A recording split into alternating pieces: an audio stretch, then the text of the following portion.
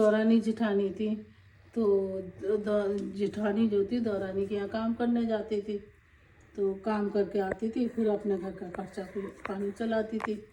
करते करते सकट चौथ आई तो जिठानी को जो आदमी था वो बहुत मारपीट करता था, तो उसने खूब मारपीट करी और फिर वो रात को सो गई। जिठानी सो गई तो रात में सकटो वकटो देवता आए कि मामा हमें भूख लगी है, कि खा लो छीके पे, मैं कुछ था नहीं घर में, छीके पे बथुए की पूड़ी रखी हुई है, वो ले लो खा लो। कि ठीक है माँ। अब वो खा लेते कि मामा हमें हगास लगी है।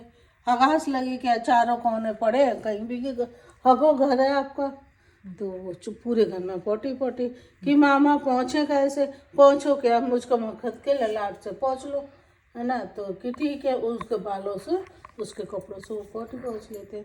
आज सुबह उठते तो खूब जगमगा, चारों तरफ हीरे जवाहरात, खूब सोना चांदी भरा पड़ा। तो फिर वो जिठानी देवरानी के काम पे नहीं जाती। देवरानी कहती है आज आई नहीं जीजी, क्या बात है।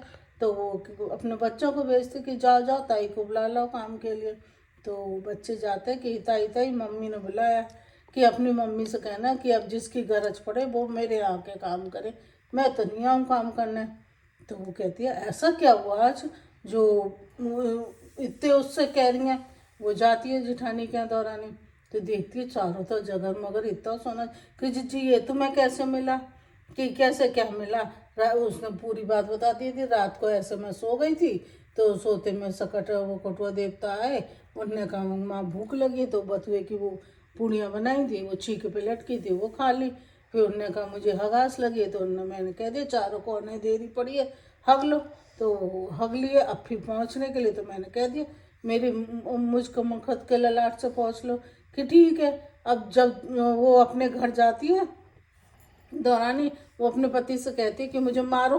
कि क्यों मारूं, कि नहीं मारो। वो खूब फिर वो भी अपनी बड़ा निकालता है, खूब पीटता है, रो पीट के वो सो जाती है। रात को सकटो देवता आते हैं कि मामा भूख लगी है। उसके पास सब कुछ था लेकिन फिर भी वो लालच में कहती मेरे पास कुछ नहीं है, और ये छीके पे बथुए की पूड़ी लटकी रखी है, ये खा लो। वो खा लेते। मामा हगास लगे कि हग लो चारों कोने, और देरी पड़ी है, वो हग लेते।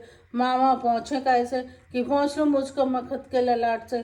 तो वो उसके बालों से कपड़ों से पोटी पहुँच लेता। और सुबह उठती है तो बहुत बदबू, चारों तरफ बदबू, कुछ होता ही नहीं है। तो वो कहती है ये तो जिज्जी ने झूठ बोला मुझसे।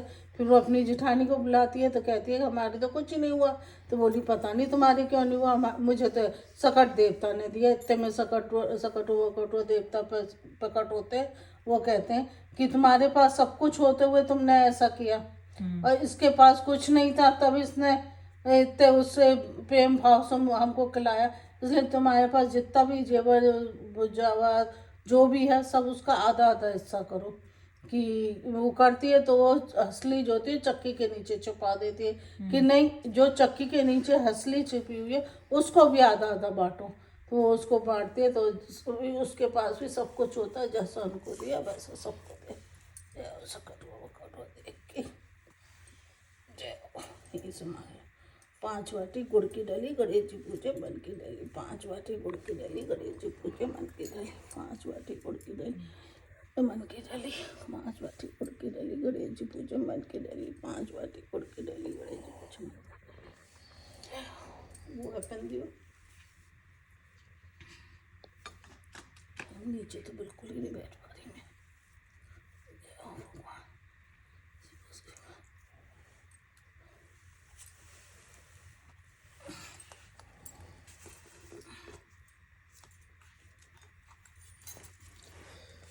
गोलो अब दे दो, बुला लो। लगा दो।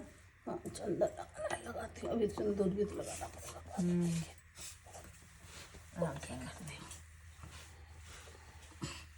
मैं क्या करूँ, भगवान तुमने नहीं बनाया है शरीर।